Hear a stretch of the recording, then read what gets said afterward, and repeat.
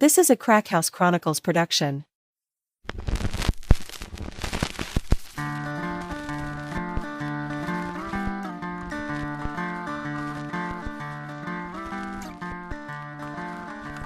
Welcome to the Crack House Chronicles, your favorite true crime podcast. I am Donnie, and with me is a man who wants everyone to know that most of his exercise comes from sitting down and realizing he left his beer in the other room. It's Dale. Either that or doing curls, one or the other. 12-ounce curls, baby. 12-ounce curls. So, dang, I left my beer in the other room. Well, that's another squat. Yep, that's my exercise for the week. Papa squat there. Yeah. Hey, what's going on today, dude? You know, same old, same old. Yeah, back in the Crack House doing episode. We are back. We are back. We had to take a week off. We did. I had some family issues. My wife's father passed away. We're sorry about that, Donnie. Yeah, appreciate it. It was very, very unexpected. Yes. And you guys been going through a lot, man. It's been some trying times this week. So we appreciate you guys. Yeah, we do. We appreciate everyone who's patient with us while we had to take a week off. Well, you know, that comes first, man. Yep. Appreciate you. You got any good shout-outs or anything you want to talk about before we get going? Hey, look at that. Yeah, bring it on. We do have a brand new Apple Podcast 5-star review. And this comes from... it's GARN_Terry, so I'm guessing that's Gary and Terry.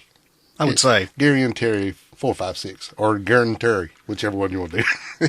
Anyhow, it goes, it's 5 stars, and this is entitled Love the Podcast. Hey, I discovered your podcast a few weeks ago after seeing someone post about you guys on Facebook. I also live in Shelby, and I'm a major crime junkie, so it's really cool to have a local podcast covering all kinds of cases. As a full-time third shifter and a part-time photographer in the area, you can imagine I'm usually running on little or no sleep. But your podcast keeps me entertained while I'm glued to my laptop editing during the day and helps me stay awake through those long nights at work.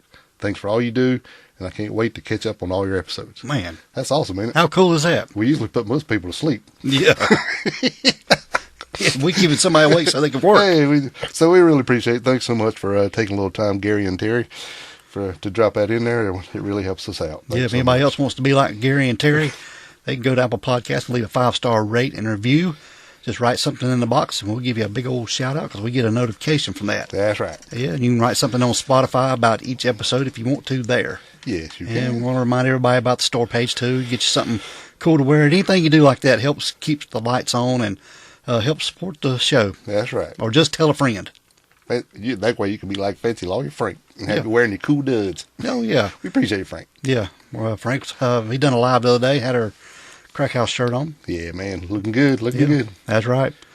But major fashion statement. Yeah, he did. Yeah, no doubt. Anyhow, we've been chatting long enough, done. Yeah, but we got a crazy follow-up episode from our last episode we did on Troy Whisnant. This is going to be good, I hope. Yeah, we've got Wade Keener. He was the partner of Jason Crisp, who was murdered by Troy Whisnant. Yes. Up there in Morganton. So when we get back from this short break, Dale, we're going to get into it, man. Live. All right, Dale, we are back. And you know, in the last episode, we talked about Troy Whisnant and we talked about Jason Crisp. This whole mess up in Morganton area that's just, Troy went in, killed his dad and his stepmom, and then a little bit later, killed Officer Jason Crisp. Right. And his canine Moros. Yeah. And we went into this and we had a lot of questions, and we reached out to Wade Keener. Wade is the former partner of Jason Crisp. Right. When all this went down. And best friend. Yeah, and I've reached out to Wade, and he's communicated back and forth a little bit, and I've snooped a little bit on his Facebook page talking about Jason and everything they've done and what they've been into. And, he literally said Jason was his best friend, man. Best he ever had. Yeah. And like I said, we reached out to Wade to get him on to come on the show and talk about some of the things that went down and talk about him a little bit too. But I want to introduce Wade Keener to the show. Welcome to the show, Wade. Welcome, bub. Hey, thank you very much. Well, we appreciate you. You know, the other week you sent me a small, like sorry. encyclopedia. A small. It was very impressive biography of you, of some of your things to introduce you. But I got to reading through it, and dude, you've done a lot of stuff, and I was quite impressed about your background. Just tell us a little bit about you. You want my background or just personally? Yeah, your background and personally, and Whatever you want to share. yeah. Yeah. Yeah. When I was growing up, my dad was in the tow truck business. This is back in the 70s and early 80s. And we got to be around a lot of law enforcement. And I always admired that. Always looked up to them, especially the North Carolina State Troopers. And I always said, when I was going to be grown up, I wanted to be a state trooper. That was Oh, my yeah. desire in life. And I never had any desire to go to college. And so I figured that the quickest way for me to be in law enforcement and learn something and get some experience was to go into the military and become a military police officer. And so that's what I did. As soon as I actually joined the delayed entry program for the U.S. Army Military Police about a year before I graduated high school. Graduated high school in June of 1987. And the end of July, I was shipped out and went to Fort McClellan, Alabama, and done my basic and advanced training there, and started my military police career, and got shipped off to White Sands Missile Range, New Mexico. Wow. And done military police there, basic road patrol and that type of stuff for about a year. And then I got tapped to a special detail to be a game warden on that missile base, and I have access to the entire 2 million acres of the missile base. 1 million acres. And, 2 million. 2 million. 2 million. Wow. 2 million acres. Yeah. It's all closed to the public. It's a secured missile base. Wow. And the interesting thing about that is that place is where the very first atomic bomb detonation took place there at Trinity site. And I got to go by there many times. It's a very, very neat historical place. And White Sands is also the birthplace of the missile technology of the U.S. military. Mm-hmm.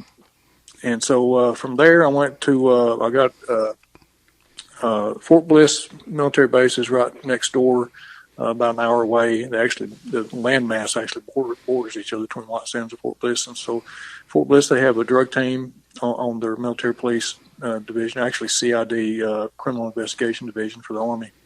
And they have an undercover drug team. They come looking for fresh faces. And so I got picked for that to go to El Paso. They put us up in an apartment off base. We were in plain clothes all the time, wanted us to grow our hair out a little bit, kind of looked like a kind of a rogue military guy. Gave us money to go to bars, strip joints. Man. Did undercover buys. It didn't matter if it was military or civilians. We did undercover buys, driving around in unmarked plain Jane undercover vehicles. Did that for a few months, and then I had to re-enlist to go to that. So when I re-enlisted, that triggered me to be deployed somewhere else or sent somewhere else. So I got sent to Korea.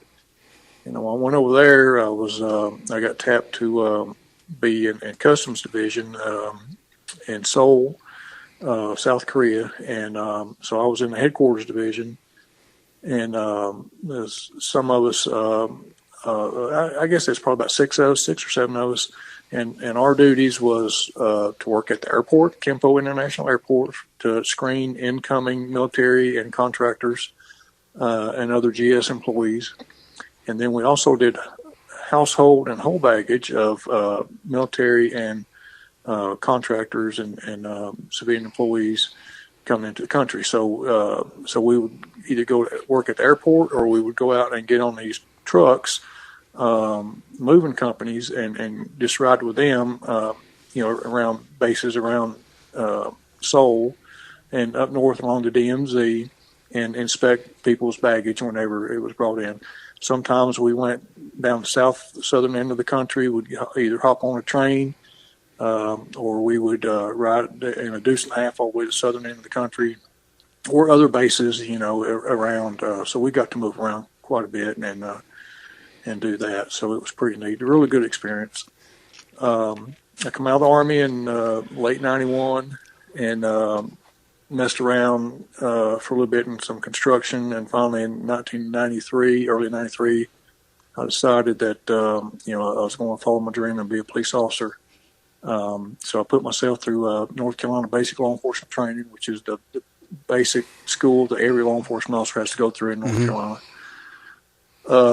Started working right after that. I got hired part-time at Western Carolina University as a reserve officer, and worked special events, football games, basketball games, other big events, dorm openings, dorm closings, anything else they could, need extra people to help with. And then I started also working at the North Carolina Arboretum as a small public park, part of the university system of North Carolina in Buncombe County, south of Asheville. And that was my full-time job. Western was my part-time job. And so I worked both of those for a while until 1998. I went full-time at Western and stayed part-time at the Arboretum. And but working at the Arboretum was interesting because it was used to be U.S. Forest Service property. And it's all surrounded by the National Forest. And so I got to start working with some of the U.S. Forest Service law enforcement officers that were working there at that time. And I got interested in that. And that really piqued my interest. Of course, I never thought that I would be eligible to get into the U.S. Forest Service. As a matter of fact, I was always told it was a very difficult job to get into. And so I didn't try it for a while. And I wished I would have. I wish I would try a little sooner. But I left Western Carolina University, I think in January of 2000, and came back full time to the Arboretum. And the reason I did that is because I get more exposure to the U.S. Forest Service, and I started making myself known more to those officers and their supervisors, and inquiring, and started applying for jobs for the U.S. Forest Service. And I started applying pretty much all over the Southeast. There was a lot of jobs open out west, but I didn't really want to go out west. I wanted to stay somewhere in the Southeast. And it was about that time that the Senator Edwards, John Edwards, yes, yeah. He had sponsored a bill that would give the U.S. Forest Service, specifically to North Carolina, more money to hire more officers. Wow. And at the time, the U.S. Forest Service had been really cut down in North Carolina. I think there was only 3 or 4 officers for the entire state. And you're looking at close to 1.5 million acres, I think. Yeah. And so there was only 3 officers. So they got John Edwards done a line item. Back in that time, you could still do it. A line item to increase law enforcement for the U.S. Forest Service, North Carolina specifically. So they went on a hiring spree, and I think they hired from late 2000 to early 2001. I think there's about 7 or 8 law enforcement officers the U.S. Forest Service was able to hire in North Carolina, and I was one of them. And so in April of 2001, I got selected to do the law enforcement officer job for the Grandfather Ranger District, and the office is in Nebo, North Carolina, right off I-40 at exit 90. Office is in McDowell County. And so I went there as the second officer to a guy by the name of Kevin Woodall, and it was great going somewhere that there was already another officer that I could learn from. Learn the stuff about the Forest Service, from something as simple as entering my paycheck time to the federal system, because it's completely different from the state system. I for the previous 8 years, I'd been in the state judicial system, and so then I was going to the federal judicial system, and it's a lot different. The tickets were different, the laws were different. When I say laws are different, the coding of the laws, instead of a North Carolina general statute that I was charged under the state, now I was charging either 36 CFR or Title 18 or Title 21 for, criminal drug violations or whatever. So it's different. It's a lot different. And they allowed me at that time to work under my state certification, which was something that they were phasing out. But the U.S. Forest Service started getting law enforcement officers back in the early 70s, and they were what they call collateral duties. In other words, you might be 25% law enforcement, 25% recreation, and 25 or 50% firefighter. And so they didn't start getting full-time law enforcement officers until the early 90s. And so what they did, being under the federal system, a lot of them were just going to some of the state academies and getting, back in the 70s, what they were doing is going to state law enforcement academies, getting some law enforcement exposure, and being able to work law enforcement that way. Now that stopped in the 90s.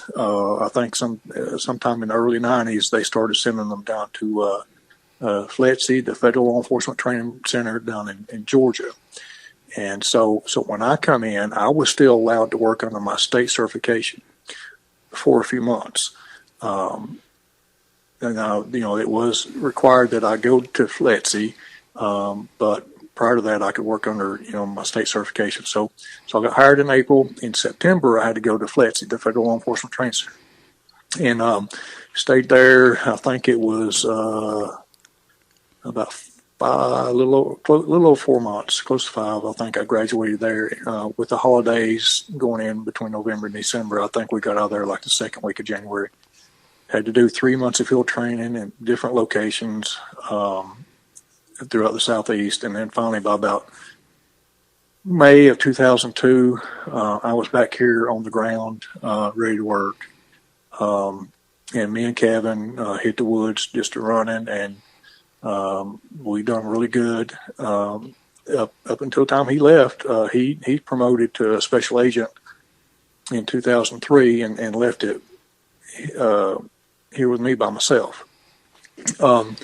During this time, when I first came here and moved here in 2001, I met Jason. Mm-hmm. Jason was a deputy sheriff for McDowell County Sheriff's Office, and Kevin and Jason were really good friends. And so Kevin Woodall was my partner, so that's how I met Jason and a lot of people in this area through Kevin. And so Jason and Kevin worked together because Jason was always interested in U.S. Forest Service. That's what he wanted to do. And he had applied for the job that I got. As a matter of fact, he said he applied for a lot of jobs for the U.S. Forest Service. But because he didn't have federal status, he was having a very difficult time getting hired. And most federal jobs are given priority to people that have federal status, such as prior military. And so I was able to get in, because of my military, but Jason didn't have that status. So he was just left to apply and keep getting turned down. Yeah. And so it was kind of a running joke. Jason would apply for a job, and they just sent him a letter, and he said that was the "go get screwed" letter. so that was always his joke. He said, "Yeah, I got my go get screwed letter for this job," So come 2003, when Kevin left, I was by myself, and Jason would work with me a lot, as much as he could in McDowell County. When I was patrolling areas in McDowell County. Now, if I went to Burke or Caldwell or Avery County, he couldn't really go up there and help me. But he also had to be very limited about how he helped me when he was a deputy, because he was responsible for calls throughout the county, and then he couldn't really get tied up on a lot of stuff on the National Forest, such as going up into an area called Curtis Creek, where there's always a lot of drugs and alcohol. But the thing about Curtis Creek is also you lose radio communication there a lot. At least we did back in that day, and it's probably still not really good. So he had to be limited to what he could do up in there.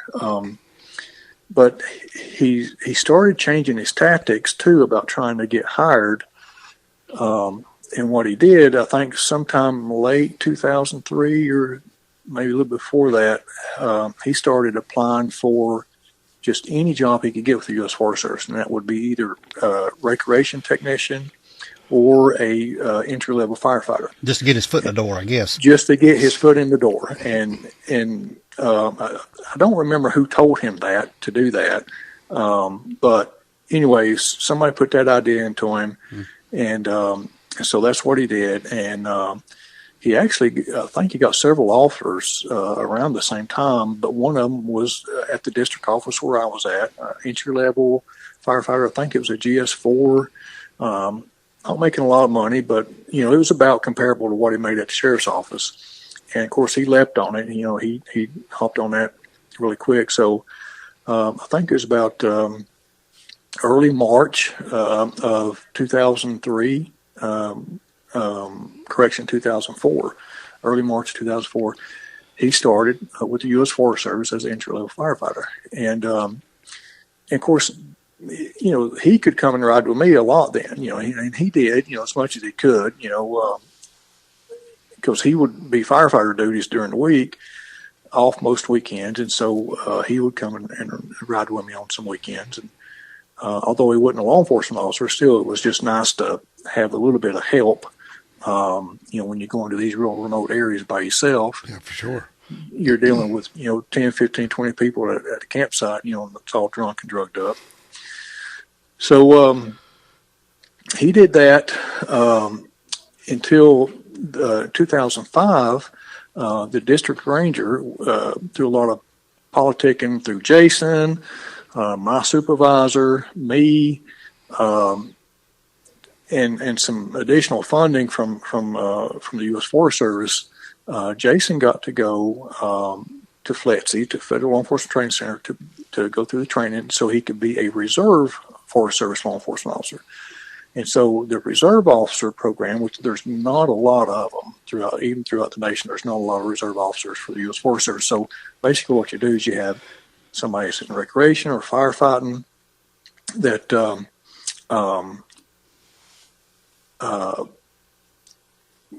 they want to be a reserve officer. The district supervisor or district ranger supports that and offers to pay them to go to training, and will pay their salary while they're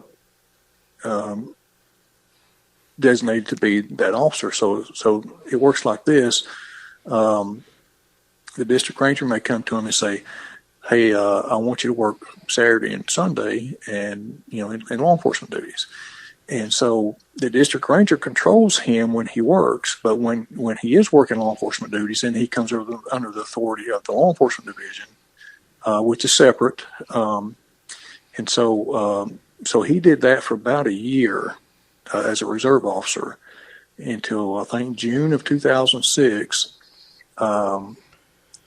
When they finally filled that position, that vacant position, to be my partner here in McDowell County and on the Grandfather Ranger District. And so me and Jason become full-fledged partners, work partners at that point in time. And of course, we were really good friends before that. Mm-hmm. We hung out all the time, talked on the phone. He even moved in the same neighborhood in the same development that I'm in. And matter of fact, I'm sitting here in my kitchen right now looking out the window, and I'm looking up at the house that he used to live in. Wow. He moved into the house, I think, in 2005. It's just, from where I'm sitting at, it's probably just about 1,000 feet, straight line from me. We were together quite a bit, professional life, working, and also personal life, just hanging out. Let me back up a little bit real quick and explain about the U.S. Forest Service. Okay, go ahead. The U.S. Forest Service was established in 1905, okay? And, from 1905, all the way up through probably the late 60s, they didn't have no law enforcement. But now a lot of them carried guns, okay, especially in the early years. A lot of them had guns. By law, every U.S. Forest Service employee, including the clerk that's sitting behind the desk, has authority to arrest. That's by law. However, policy dictates otherwise. Policy designates that authority only to people designated as law enforcement officers. Now, that being said, not a lot of people in the U.S. Forest Service wanted to do law enforcement, and even some higher ups, because I've seen some letters from the early 70s that said, this is from the Washington office, where the chief's office is at for the U.S. Forest Service. The letter said there would not be no law enforcement officers in the U.S. Forest Service, no matter what goes on. And you take these districts all across the United States, and a lot of them were just turning into party zones. Okay, I mean, they were just nothing but party zones. And I don't know if you've ever heard of the Rainbow family. The Rainbow family is kind of like a bunch of hippies. Yeah. Yep. And so they go and have a big, and this started, I think, in the early 70s, where they started having these big gatherings on certain national forests across the U.S. every year. It's usually in July. And, for years, these groups would be, 20, 30, 40,000 people there. Wow. How do you manage that? That's a lot of hassle. Yes. I mean, especially if you take a district, that's only got 15, 20 employees tops, and then, these people come there and you have no law enforcement officers, and the counties around you are having to supply deputies to go and work these groups on the national forest, so there definitely was a need for law enforcement. So sometimes in the late 60s, early 70s, that started, even against some people's wishes. They started having law enforcement officers that were pretty much part-time, and that lasted up until the early 90s. And then here's a funny thing happened in the early 90s. Now, the Forest Service, one of the main things about the Forest Service that was established was logging, okay, harvest timber. Mm-hmm. And the government sold that timber, and the government made a lot of money off that timber. And for a long time, the U.S. Forest Service was pretty much fully self-funded just from timber sales.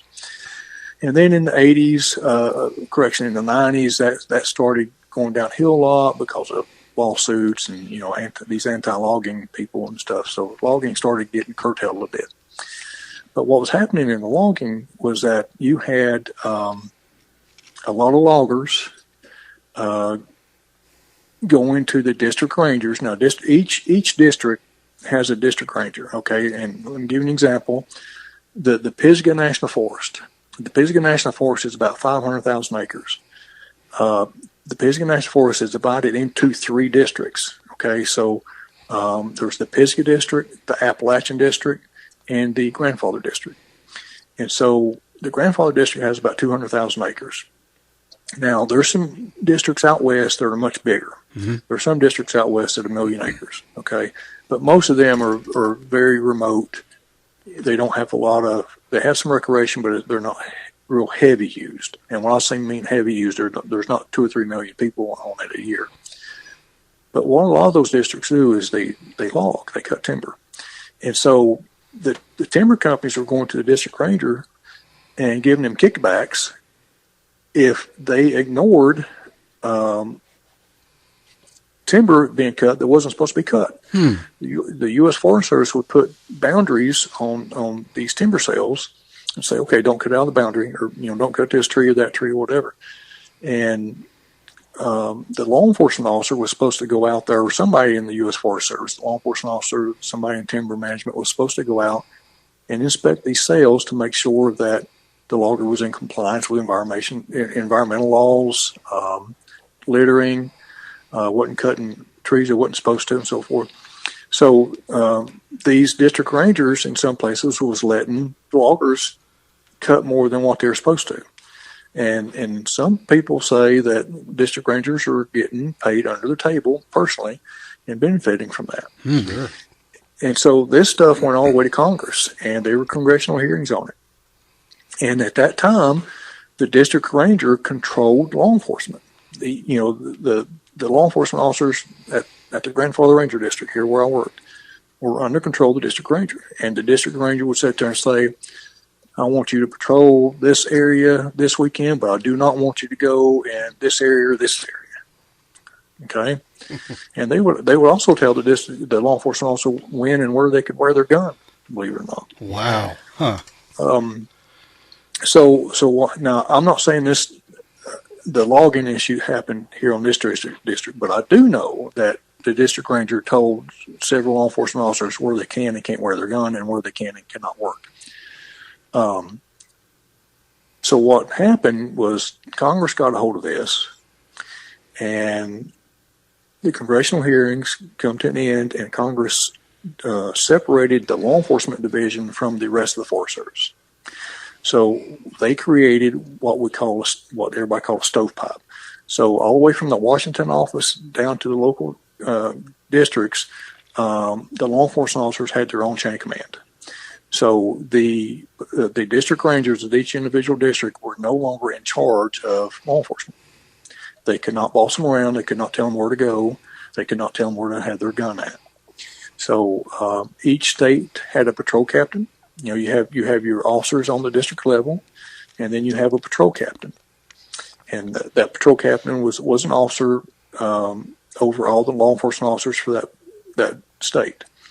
And then from there, like in this area, the regional office was in Atlanta. So you had additional supervisory personnel in Atlanta. And then from there, it goes up to Washington, D.C., where you have your higher-ups at the Washington level. So all those people was in a straight line of command, nothing but law enforcement. We did not answer to the district ranger, and that was started in 1993. So where the district ranger does still have some say-so, though, is some funding, because some district rangers give money to law enforcement to help out with mostly equipment purchases. And most of them don't bat an eye at it, and they'll gladly give some money to help law enforcement buy some equipment. Some are very stingy and won't. Luckily, the district rangers that I always worked with at my office were very nice with the money, and always helped give a little bit of extra funding to law enforcement and buy us equipment if we needed it. So anyway. Getting back to Jason, he started full-time with law enforcement in June of 2006. And we started working together then, and had a lot of ventures together, a lot of good times. That's awesome. Yeah. Man, that's really interesting. Very interesting. That's why I wanted you to give us all that information, because I read that short bio you sent me, and man, I'm using the word short a lot. Yeah, but, yeah, that was just. Yeah. I wanted to hear all your stories and stuff, and I can't imagine all the backstories behind all the little cases and stuff you and Jason went on. I bet that's just wild. Some of them tales y'all had. We had a lot of fun. We did catch a lot of criminals. And we would turn those. Most of them, got turned over to the special agents that work for us, that work for the U.S. Forest Service, and they would prosecute them. We prosecuted a lot of felonies, a lot of marijuana gardens, meth labs, car break-ins, encroachments where somebody that lives next to National Forest decide they want an extra few acres, and so they go out and claim National Forest for their own property. So. And there's just a lot of other little stuff in there, a lot of drugs, a lot of drunks, and a lot of fun. A lot of parties, I bet, too, yeah. Oh, yeah. Yeah.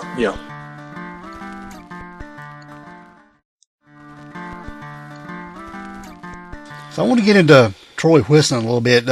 You had actually put him in cuffs before all of his other criminal activity. Let's get into that a little bit. Okay, yeah. Let me see here. I think it was around 2011 or 12. We worked really good with all the county sheriff's office in our area between McDowell, Burke, Caldwell, and Avery. And Burke County had called me up, and said that they had warrants on a guy for breaking and entering of a residence, and they were having a hard time finding him. And they had heard that he might be up on the National Forest, in an area that local people call it God's country. The Forest Service just calls it Steele's Creek. And so I said, okay, well, I can see if I can go find him. And they gave me his information, who he was. It was Troy Whisnant. I didn't think anything about it. I mean, we caught people up on the national forest like that with the warrants all the time. It's no big deal. Mm-hmm. And I think Jason was off on this day. He was somewhere. I mean, he wasn't working. So anyway, I went up there by myself, and I didn't know for sure they was there, and I didn't know what campsite it was in. So I just started stopping at campsites that were occupied, and eventually come to a campsite where Troy Whisnant and another fellow was camped at. Excuse me. And so I, called on the radio just to verify one more time that they had a warrant. They said they do. So I took him into custody. I brought the other guy out with me too, and I was going to meet a deputy at a certain location to transfer Troy Whisnant over to the deputy. And so we went. I arrived at the prearranged location, and funny thing, the other guy that was in the vehicle with me, I was just giving him a ride out. He kept wanting me to take him to his house. I said, "Buddy, we're about 1.5 miles from your house. You can walk from here." and he kept arguing with me. I said, "I'm not your taxi cab. I brought you here. You can walk from here." And I literally had to go to the passenger side of my vehicle, open up the door, and say, "You either get out, or if I had to put my hands on you, you're going to jail too." So he finally got out. Of course, he was cussing and waving his hands around and so forth, but he walked on. And so a few minutes later, the deputy showed up, and I transferred Troy over to the deputy, and that was pretty much it. Would Troy be known to camp out at certain campsites or anything? Was that his way of life? Did he just hang out in the forest like that? That I don't know. I didn't know much about Troy at the time. Uh-huh. In fact, I didn't know anything about him other than that they had a warrant on him and he was, camping on the National Forest. But there's a lot of local people that go to the National Forest and camp. A lot of them have warrants. I mean, that's not the first guy that we come across, from the local area that had warrants, and it wasn't the last. Mm-hmm. A lot of people go to the National Forest because they think they can hide out. They think that they can go and law enforcement won't contact them. And you think about it, there's a lot of truth in that, because the district that I worked on here, the Grandfather Ranger District, was 200,000 acres through 5 counties. Okay. Mm-hmm. Many hundreds of miles of roads traverse those 200,000 acres of national forest. It was state roads, federally funded roads, Interstate 40 goes right through it. U.S. highways, just Highway 221. And then the Forest Service has their own roads too, U.S. Forest Service roads. And these recreation areas are extremely busy. Camp, where this dispersed camping, like in Steels Creek, where I come up and met Troy, or to more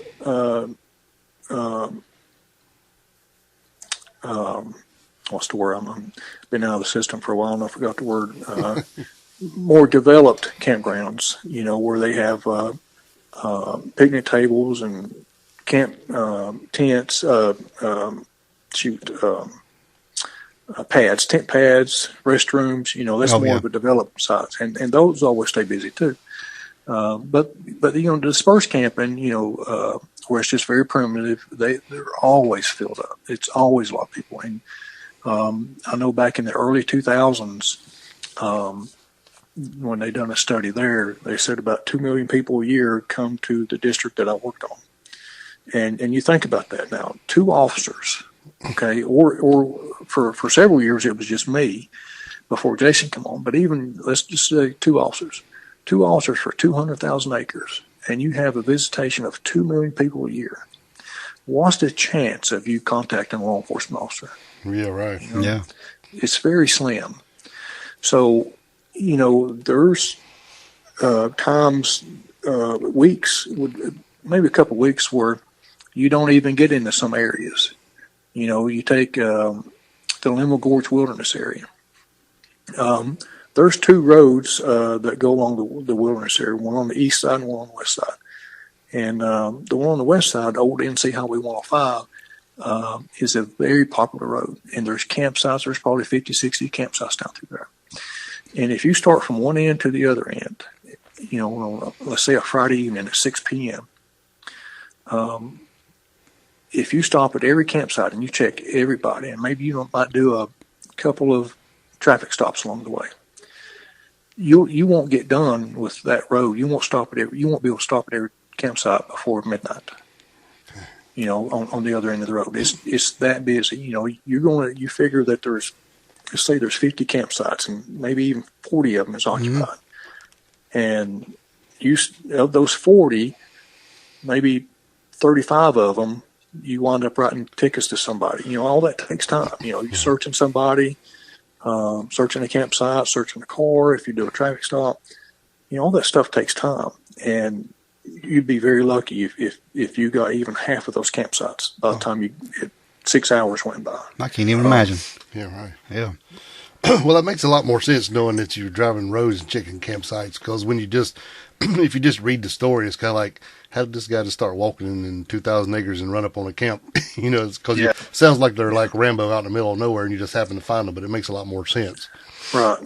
Yeah, we'd stop at campsites, go in and check people. We call it, compliance checks, or just, personal contact, make or consensual contact, pull up a campsite and talk to a few people. And if you see something out in plain view, alcohol, if they look younger than 21, like, okay, give me IDs. Or you might even see drugs out in plain view. There's other violations, littering, or, people might be cutting down some trees, for campfire, and just a variety of things that lead you to start checking people. And next thing you know, you're having them empty their pockets, and, you find drugs on them, and it just goes from there. And there might be 10 people in that campsite, and you're just one officer. And, gets sketchy quick, I bet. Well, it does. And there's a lot of times where you come across people they're wanted, and we arrest child pedophiles, murderers, and some of those people might be wanted local, but some of them might be wanted somewhere else.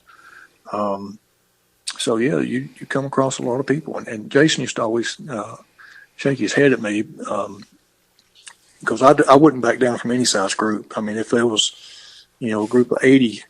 People there, I just walk right in the middle of it. And now one officer is not going to check 80 people. Even two officers not going to check 80 people. So what I did was just make contact with a few of the people that look like they might be the leaders of the group and say, let me see your IDs. And I'd write down their information and say, okay, I'm putting you guys in charge of the camp. And if there's any trash left, when I come back here tomorrow when you leave, I'm going to hold you all responsible, and I'll send you tickets. Very smart. And most of the time, those places would be cleaned up. Yeah. Oh, yeah. That's smart, yeah. Be held accountable then, yeah. Yes. And but there was one time where I'd come across, this was in Caldwell County off of Cracks Creek Road. There was, I walked into a campsite where there's a lot of vehicles parked there. And I was walking in, some young guy come out to me with a bottle of liquor. And I said, how old are you? He's like, 19. And so I thought, all right, come on with me. So I go up into the campsite, and I count 37 people, all young men from Appalachian State University. Oh, man. Only one person was over 21. And there was just cases upon cases upon cases of alcohol. And so I lined them all up, and I told them, I said, I'm just one person here, y'all 37. I said, y'all can get me. I said, but if anybody starts coming at me aggressively, I'm going to act accordingly. And I said, it ain't going to be pretty. So I went down the line, and I searched every one of them. I think I found 2 or 3 of them that had marijuana. And so anyway, I made them dump all their alcohol out, every bit of it. I got all their IDs, and I brought every one of them down to my truck, and I started writing tickets. Every one of them got a ticket. Some got 2 tickets, if they had the marijuana. But everybody got at least 1 ticket. And so, I'd tell that story to Jason, and he would just shake his head. He's like, oh my God, I can't believe you did that, So it was, stuff like that all the time. You just didn't know what you was going to get in from day to day, did you? Wow. You didn't. You did not. No. Well, I know I was a Boy Scout leader for many years, especially when my son was going through, and we camped up in that area a lot, and I never saw a forestry person or a ranger or anybody like that. You did have to mention Boy Scouts, didn't you? Yes, sir. I can't tell you how many Boy Scout troops I found that would leave trash behind. Really? Oh, wow. Yeah. Yep, and cut trees down. Well, that wasn't Yep. our troop. We were very conscious Yep. about that stuff. Yeah. Yeah, it got to be, and this is no lie, and not to insult you or anything, but it got to be where every time I saw a Boy Scout troop, I would walk in to meet them because I believe it. tell them, I said, I've had enough dealings with Boy Scouts to know that there's shenanigans going on here, Oh, I believe it. and you know, it's not going to happen, you know. Mm-hmm. So I've had several other Boy Scout troop leaders complain on me before. Wow. So yeah, Well, that's good. That is what it is. Yeah. Yeah. We've been up there many times in that area, no doubt, and hiked pretty much all of Linville Gorge. yeah. That's crazy.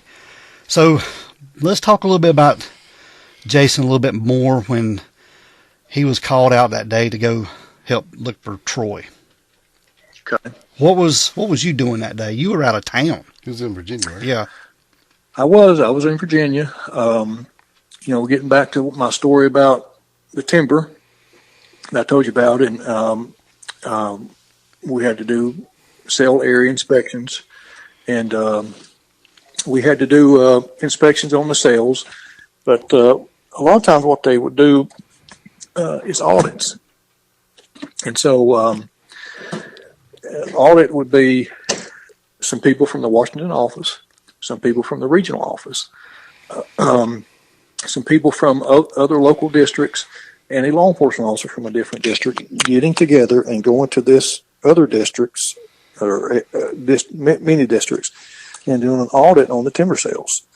To me, for law enforcement, as a law enforcement officer going on one of those things, I always thought it was a waste of time. Now people will argue with me on that, but to me, it was just a waste of time because there was really nothing for me to do there. You could sit there and say, yeah, I could look over some forms, make sure they're doing the forms accurately, but so could anybody else. Right. You know? So anyway, I had to go up to Virginia for a timber audit. And it was a whole week long thing, and I didn't want to go. There's a little bit of overtime involved in it, and Jason's like, man, I'll go. I like overtime. But Jason was trying to get, he had bought some property. Him and his wife had bought 30 acres, and he was trying to get that set up so they could live in it. He had sold his, or was trying to sell his house that he lived in next to me, and he had bought a used mobile home. And he was trying to remodel that used mobile home.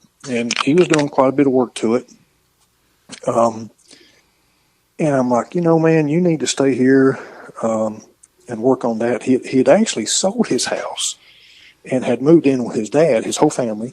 Him, his wife, and his two boys had moved in with his dad, and it wasn't going good. You know, it was not going good there, and he needed to get out of that situation and get into his own house. And so I'm like, I think they was having the plumber come by that week and do some work for him. And I'm like, you need to stay here and do that. I'll go to Virginia and do that thing. So anyway, I think I left on that Monday to go to West Virginia. And this is the funny thing, okay, funny story about Jason, about me and Jason. I left my house here in Marion. I drive all the way to Roanoke, Virginia. Okay, I think it was about 3 hours away, maybe 4 hours away. I don't remember. But anyway, I get all the way up there, and I walk into the patrol captain up there for Virginia. And I always, it's a habit just to rest your hand on your gun, you know, and just a comfortable place to put it sometimes. And I went to do that, and I'm like, shit. Oh, no. Where's my gun at? Where is my gun? And I looked down, I didn't have my taser either. I'm like, what the hell? And I remember that I'd stopped somewhere on the way up to use the bathroom. I'm like, oh my God, did I leave that at that convenience store? Oh my God. But I had my backup gun. My backup gun was in my back pocket where it was supposed to be. So I got on the phone, I called my wife, and I said, go in there and see if my gun and taser are still in there on the shelf. Please tell me. And so she said, yeah, right here they are. And I'm like, God, I left them. You know, at least I knew where they was at. Right. So So I called Jason. I said, man, please go by the house. And Jason was working this day. I said, please go by the house and get my gun. And I said, just meet me about halfway. So that's roughly the Virginia, North Carolina state line. And it was going to be about a 2-hour drive for each of us. So he's like, oh yeah. And I said, please don't tell nobody. He's like, oh no, I won't tell nobody.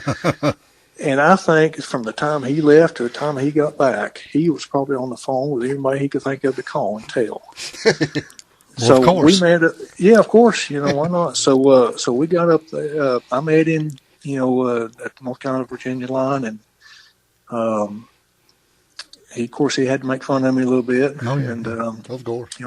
that was the last time I saw him alive. Oh man. So I turned around and went on up to Virginia, back to Roanoke, and got up that next morning on Tuesday and done my thing up there. I think I talked to him Tuesday evening, and then I think he was off that Wednesday and Thursday. And so Wednesday morning I get up and we go out doing what I'm supposed to do up in Virginia. I think we were in Northern Virginia on this day. And of course I'm texting with him a little bit, and around 12 o'clock or so, 11, 12 o'clock, he's not responding. I didn't think nothing of it,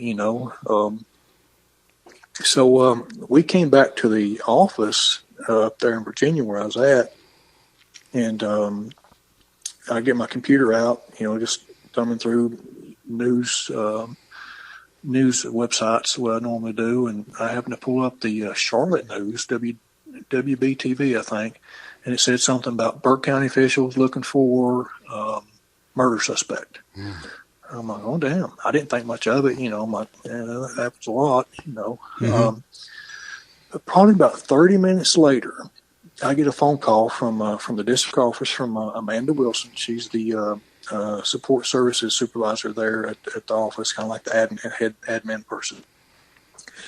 And she says, wait, I just got a phone call from Burke County. They said that Jason's been hurt, and they were trying to get a hold of his supervisor. I'm like, oh shit. And my heart sank into my stomach. Oh, I'm sure.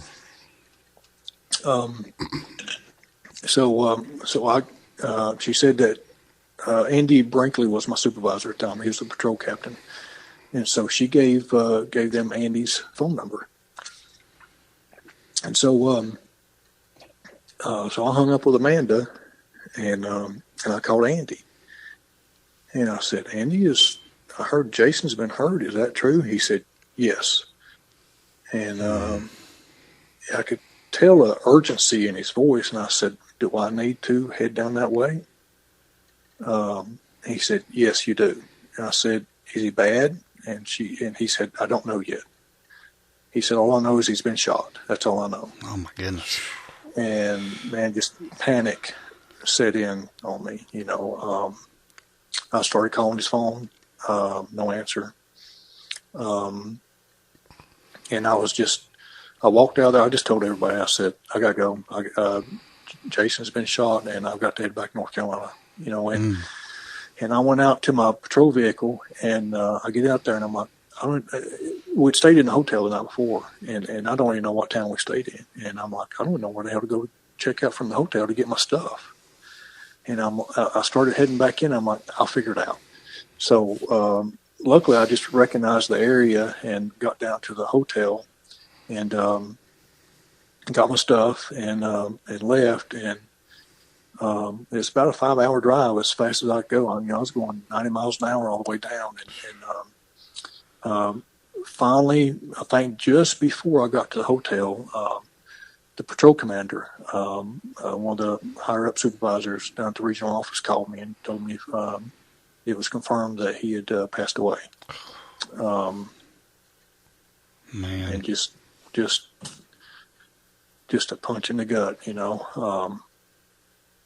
very, very difficult. People calling me, people start calling me. I think that 5-hour drive, I was on the phone the entire time. It's probably the longest drive of your life, too. It was. very, very hard drive. Just knowing that I couldn't be there for his family. I'd called, when I first found out about it, I called my wife, Ruth, and Andy, my patrol captain, didn't know where Amanda, Jason's wife, lived at because they had sold their house. This was in March, and they sold their house at the end of December, the previous December.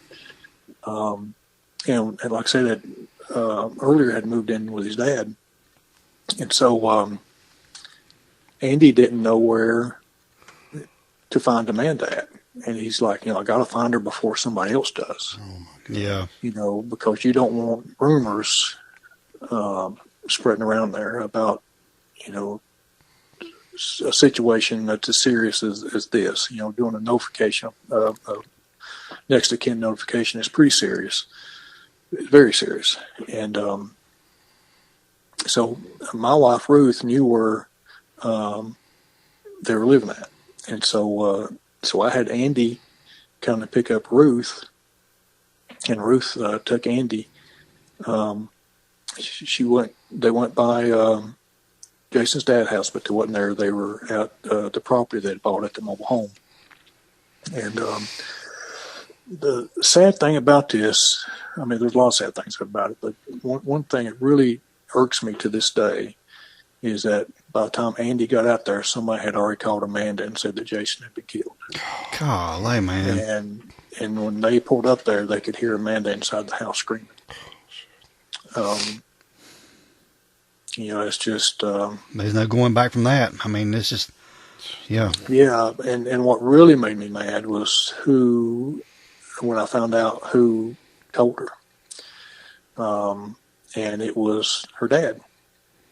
Her dad just called and, just kind of nonchalantly say, "Hey, I heard Jason's been shot and killed over in Burke County." God almighty. And you have to know her dad to know just what a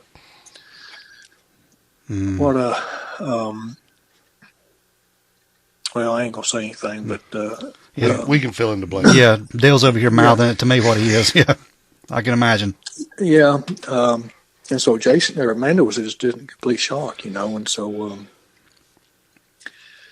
Ruth said that whenever they pulled up there, the plumber was outside the house, just kind of disbelief himself, and Garrett, Jason's oldest son, was out there, and I think Garrett was 14 or 15 at the time, and of course he was upset too, and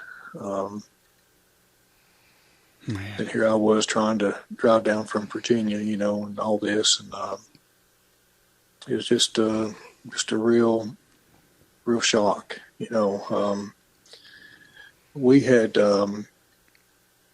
we always went through a lot of scenarios when we was out riding together, or sitting in office, or we was in training, or whatever. It's always what if scenarios. Mm-hmm.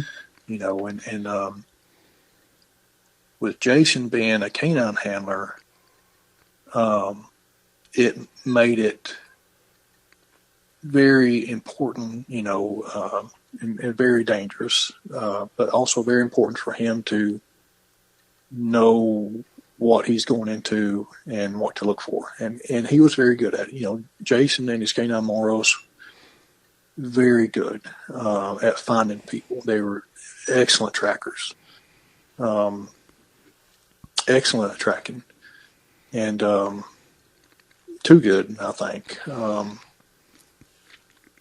It's they started out that day off duty. Yeah. And ended up getting called in, and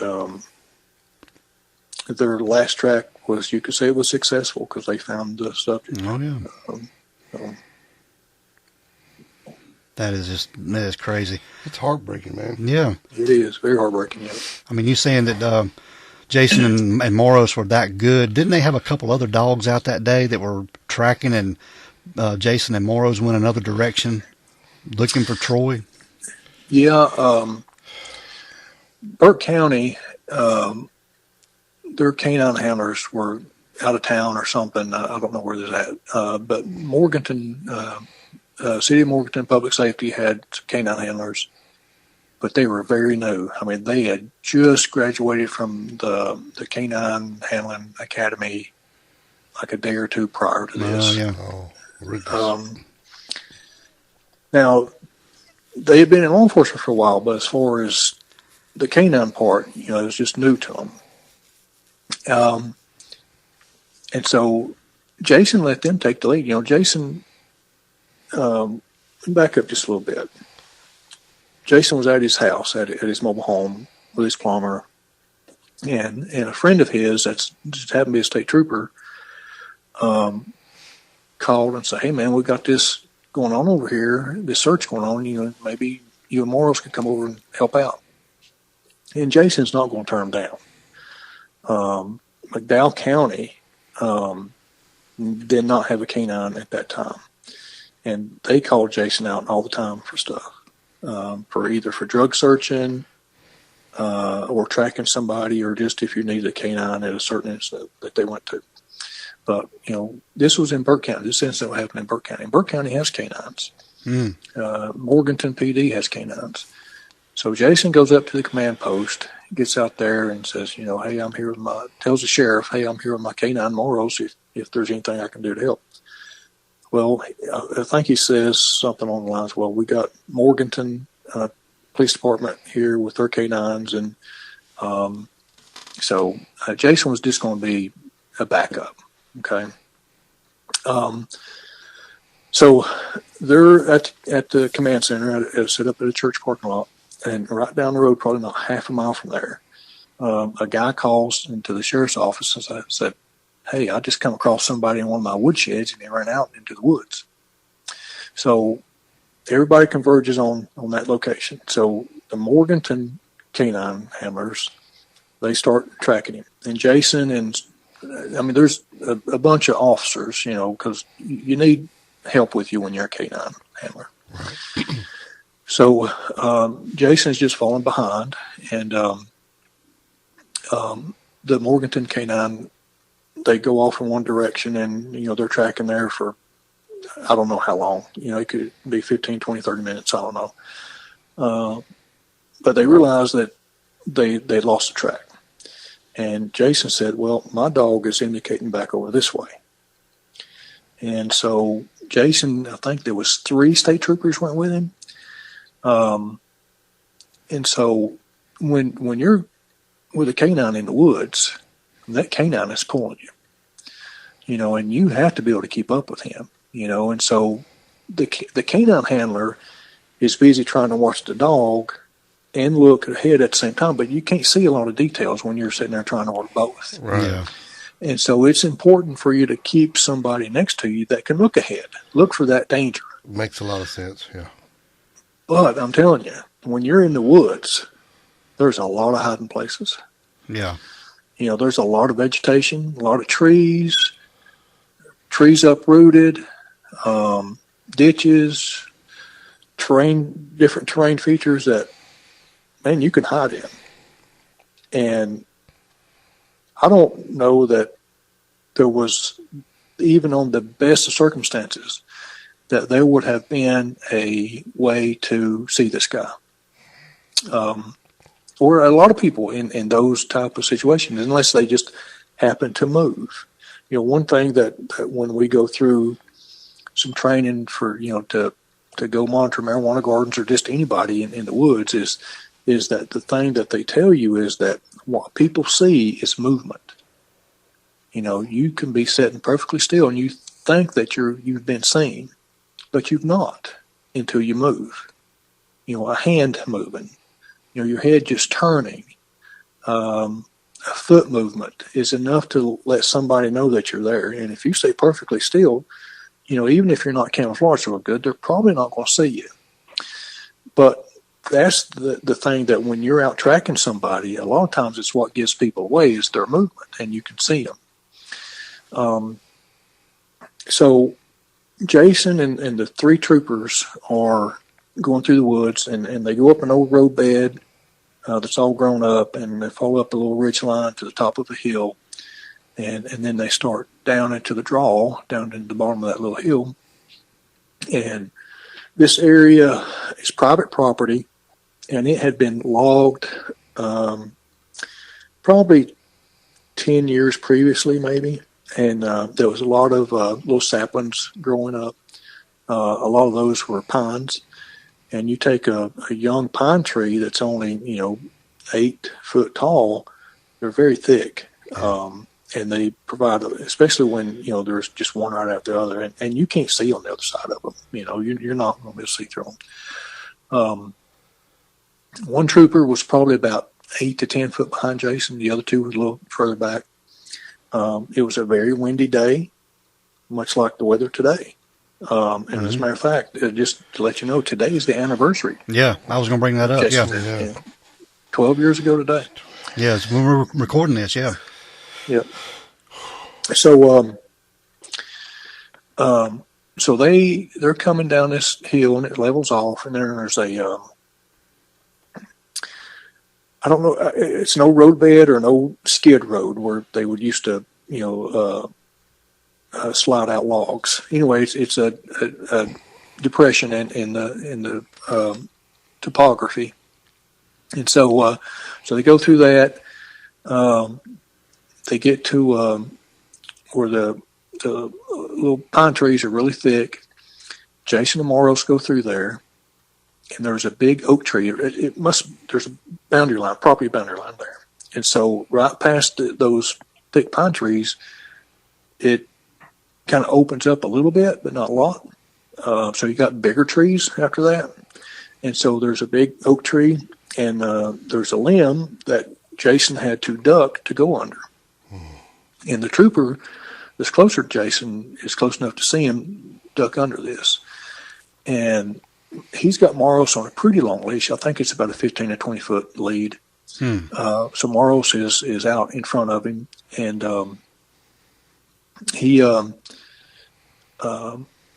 the trooper hears Jason yell something, and as soon as he yells something, he hears a shot ring out, and he sees Jason go down.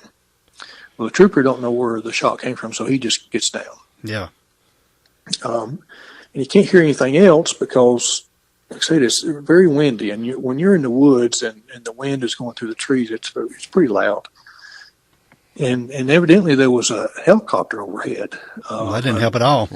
No, there was a news helicopter fluttering fairly low, and it was loud, and so they was having a hard time communicating. And I guess there was some issues with the radios that day too, and so it was hard for them to talk on the radios.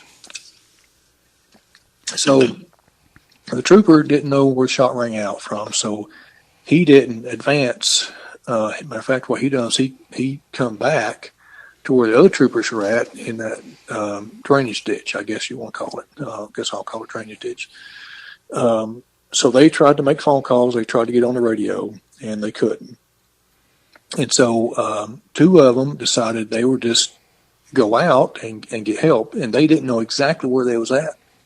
They wasn't real familiar with the area. They didn't know the closest way to get to a road, so they just walked back out the way that they came in. And went to command center and told the sheriff. Sheriff wanted to wait until they got a team together, and the trooper that was there that called Jason in is like, I'm not waiting, I'm going in. That trooper and Jason were good friends. My God. And so they didn't know the status of Jason. Nobody did at that time. And so the trooper got, I think, another one of his troopers. An Avery County deputy was there at the time, because when Burke County called for help that there was a murderer loose, a lot of different agencies come to help. So Avery County deputy was there. Several other officers, and I don't know what agency they worked for, but anyway, they all went in together. And they got to Jason, and they determined that he had passed away. Man. Moros had been shot as well. Now the troopers that were there with Jason, close to him, did not hear the shot that killed Moros. They don't think they did. like I said, it was real windy, and that chopper overhead, is a lot of noise. So they found Moros. He was dead. His leash was kind of hung up in the trees a little bit. Jason's gun was gone, his handgun, and his magazines, the extra magazines were gone. And no bad guy in sight. He done got out of there. Yeah, he'd got Jason's gun and left, but the bad guy left his guns there. The shotgun and the, I think 38, or it's either 38 or 32, 38 caliber handgun were there. So what they did was the deputy, the Avery County deputy, was a diabetic, very bad diabetic. And he started going into anaphylactic shock. Is that what that is? So the trooper, that friend of Jason's, like, I got to get him out of here, and then find out where this bad guy is, and get Jason out of here. So the trooper, that's friend of Jason, and the other trooper that was there, and the Avery County deputy just lined up and started walking slowly down the hill. They just picked a path and went. They didn't know where they was going to come out. They just went, and so they were spread out a little bit, not far. But the Avery County deputy had an AR-15, the 30-round magazine, and the two troopers just had their handguns. Yeah. So they started going out, and they got down to a certain spot where there was an old tree that had fell over in a big root ball. And you could see things starting to light up. They realized they was getting probably towards the edge of the wood line near a road. There was kind of a little hill, a lot of thick underbrush, and smaller trees, 5, 6, 7 inches in diameter. And the one trooper that's leading it saw something move. And remember what I said back a little bit ago about being in the woods. You're good in camouflage until you move. So what gives you away is movement. So they saw a foot move. And so they realized that was their bad guy. He had a camouflage shirt on. They said they saw him pull out a gun. So they started shooting. And the Avery County deputy shot just about everything he had in that 30-round magazine. Wow. The other two troopers, one trooper shot once or twice, and the other trooper, I think he emptied his magazine, one magazine, in the handguns. And so they stopped, and looked and listened for a little bit. Saw no movement over there. And so after a little bit, they started walking over that way. It took them a little while. And so when they got there, they realized that the guy had been shot. He'd been shot in the head. They didn't know it at the time, but he had committed suicide. Yeah. But they said he pretty much drowned on his own blood. Because he got shot through the cheek and went into his nasal cavity, and the blood, he just drowned on his own blood. Wow. So he died right there in front of him. But he used Jason's gun. It was Jason's gun that he had, and that's the gun that he used to kill himself with. So that trooper called me right after that and told me, that the suspect was dead. And of course I was happy about that, but still very upset about, the rest of the situation. And I was still driving down at that time. This was still getting all this information while I was on the road. But the next day, a lot of the investigation starts, and it turned out that the guy was a perfect hiding spot. It's just perfect hiding spot. He was slightly downhill from Jason, hiding under a big poplar tree, at the base of a big poplar tree, proned out, and what we figure out, the way it looked like he was laying from the impression in the dirt and how things had been moved and kicked around, it looked like he was proned out under that tree right at the base of it with just his upper body peeking out around it. And then him with a camouflage jacket on, fairly heavy vegetation there. There's no way that you're going to see him. He just blended right in, yeah. Yeah, and there was a small white pine tree.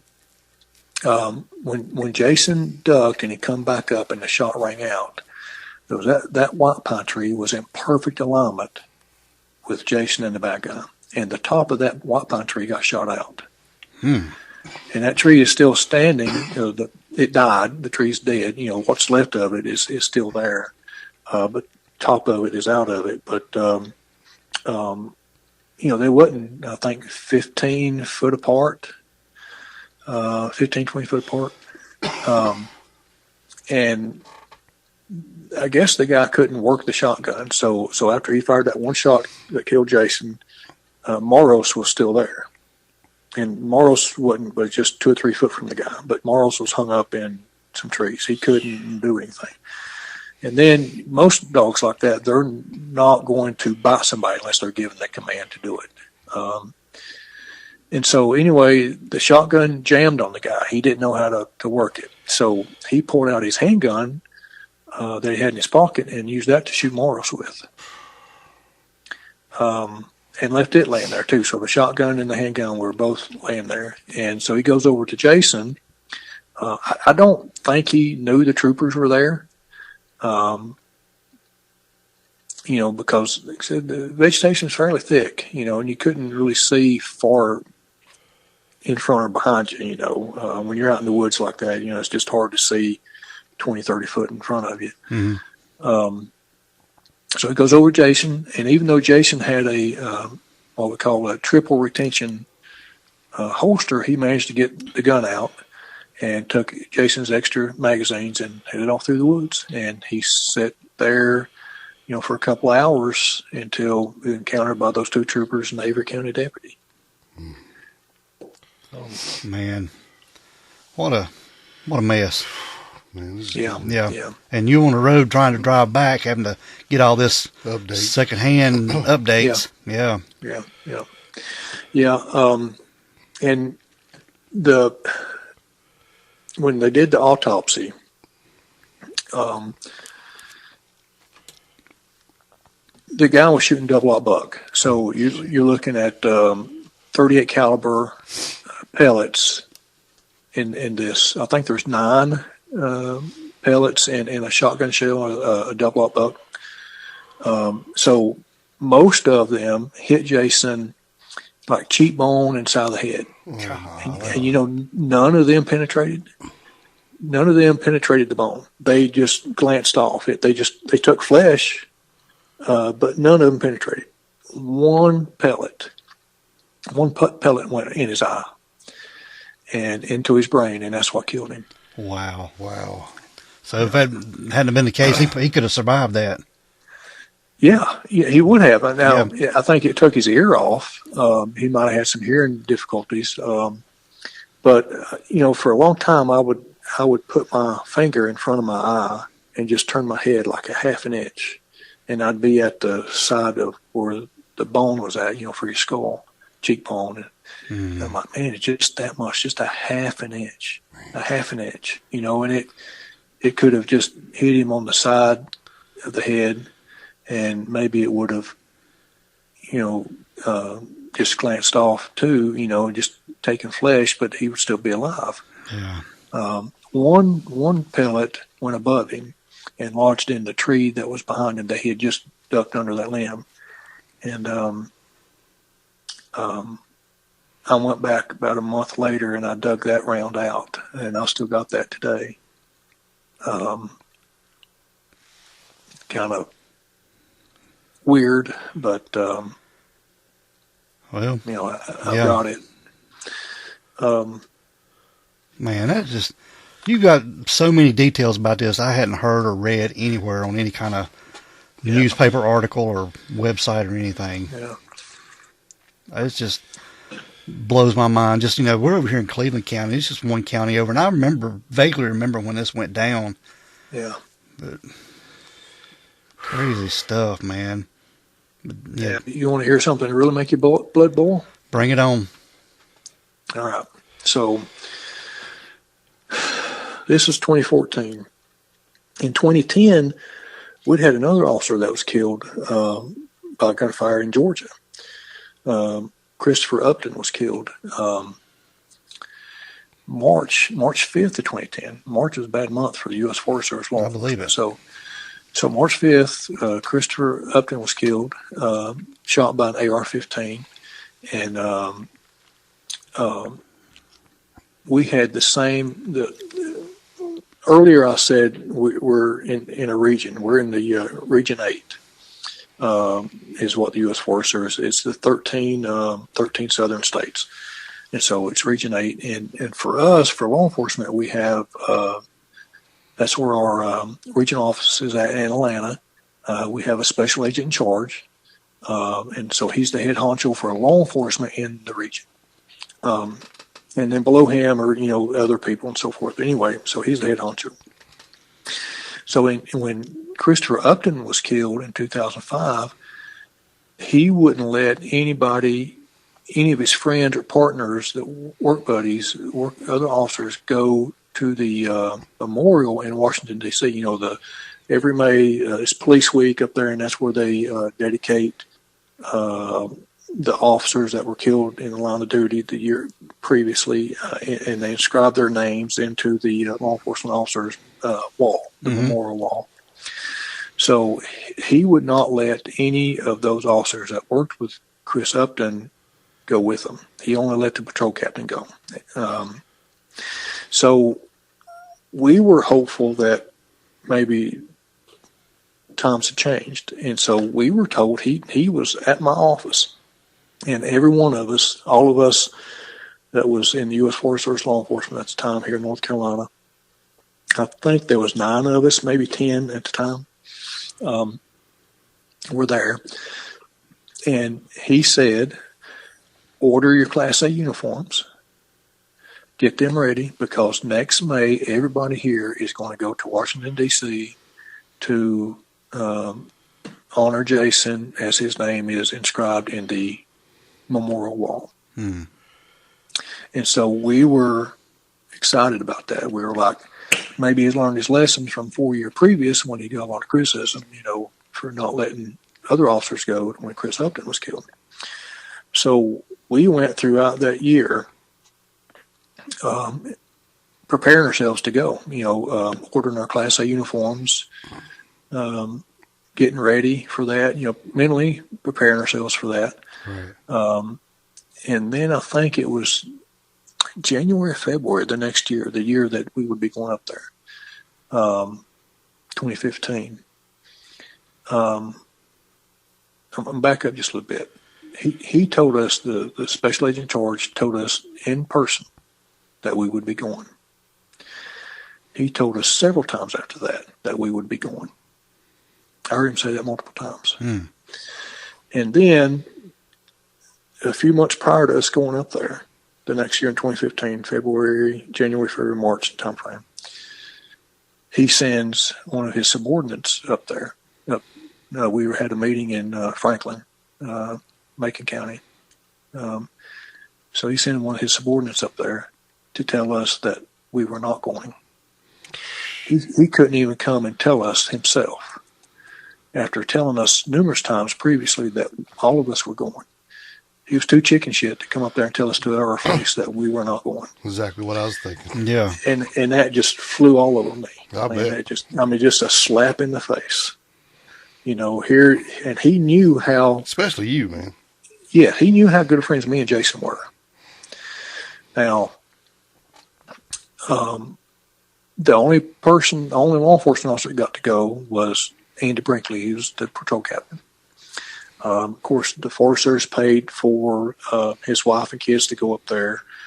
Now, the officers, that work up in the Washington office went, now that's all the leadership. That's leadership. Now, they knew Jason, they knew of Jason, but they didn't really know Jason. Mm-hmm. And you look at all these other agencies up there, man, they got squads of people up there, squads of officers. And, here we have just 2 or 3, And now, I don't know for sure why he changed his mind on that. I've heard of different versions that he could not get travel approved for all of us to go up there, which I find that very hard to believe. There's a lot of travel in the U.S. Forest Service. Yeah. And yeah, it has to be for official business, but I can't think of anything more official than going to honor your fallen comrade. That's about as official as you can get. Said that right. Yes. Now, I've also heard that the chief of the Forest Service put a stop to it, that said that that we would not be going up there, that they would not fund it. Well, the chief of the Forest Service is not a law enforcement officer, okay? They're just a chief in title. They're over in the entire U.S. Forest Service. All of them, none of them have ever been in law enforcement. Now, the way the Forest Service is set up, like I said, we have the law enforcement officers that are separate. And that's the way it is, it's that way all over the place, so the other Forest Service employees, are all supervised by the district ranger, and they're 20 people at the district office that we worked at. Okay, so all of them are supervised by the district ranger.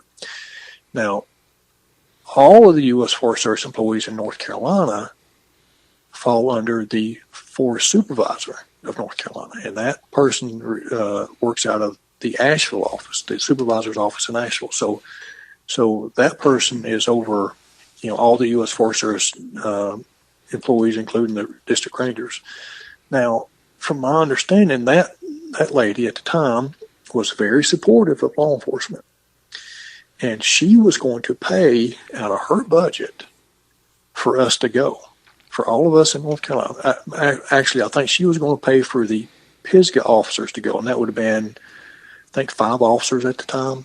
So she was going to pay for 5 officers to go to Washington, D.C. That'd been me and the other guys that worked more closely with Jason. They could find that money, no doubt. Right. And so she was shut down from the Washington office. The chief of the Forest Service shut her down and said, no, you're not going to fund this. That's what I was told. Now, I was, it was either the Washington office that stopped her or the chief forester at the regional office that stopped her. But somebody stopped her. Somebody stopped, our SAC, Special Agent in Charge, from funding it, and somebody stopped the forest supervisor here in North Carolina from funding us to go to the memorial. So I didn't get to go to Police Week. Now, they said that I could pay my own way up there. Okay? I could pay my own way. But I'd be off duty, and I could not wear the uniform. What? What the heck? And I could not be allowed into where the festivities or the ceremonies were going on that was reserved for family and people invited, I guess invitees, and that would be officers of the agencies that were in uniform and so forth. So I wouldn't even be allowed to get into the ceremony. So what's the point of going, right? Yeah. Yeah. That's just total bullshit right there. 100%. Yeah. Yeah. Man. Well, I don't think Jason could have a better friend than you, man. They're just... Man, he was like my brother. I believe it. I believe it. And we were very close. He said several times to me that I was like his brother, and he was like that to me too. Yeah. Well, you got all my respect. Absolutely, man. Wow. Yeah. Thank you, guys. I appreciate you, and I appreciate you coming on here and talking. I know this is not easy, especially on this day. On the day, yeah. And Yeah. I guess it just happened this way, but I know meant it to wasn't be. planned. Yeah. It just, Maybe you know, just we meant didn't to plan be, it that man. way. So yeah. Yeah. Yeah. Well, we certainly appreciate you, Wade, coming on here and talking a little bit more about Jason and all sir. y'all been through and some of this other stuff. Crazy stuff. Well, man, we appreciate you. Yes, sir. Well, if there's anything else I can do, just let me know. Reach out to me, and I'll try to fill some holes in if you have anything else. All right.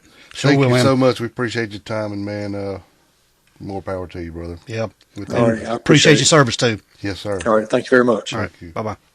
Bye. All right, Dale. Man, I cannot thank Wade Keener enough for coming on and telling us. Man, respect. Yeah, him and his whole agency has my utmost respect. Especially him, man. What has he not done? Oh, I know. He's done it all. That's why, he sent me his little resume about, everything he'd been into. Yeah, I know, because we were talking about it, and you started reading it, and I was like, this is never going to end. I This was is like, amazing. I want to hear what he's done. Yeah, this is your life. Yeah. Right. Yeah, he's done a lot of stuff. Yeah, so really do, and really appreciate you taking the time, especially on this day. We know what it means to you and how much Jason meant to you.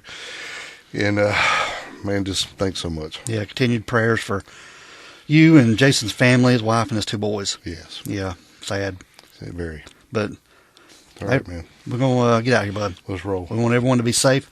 Please be careful and always be aware of your surroundings. Because the next episode could be about you. This is the Crack House Chronicles.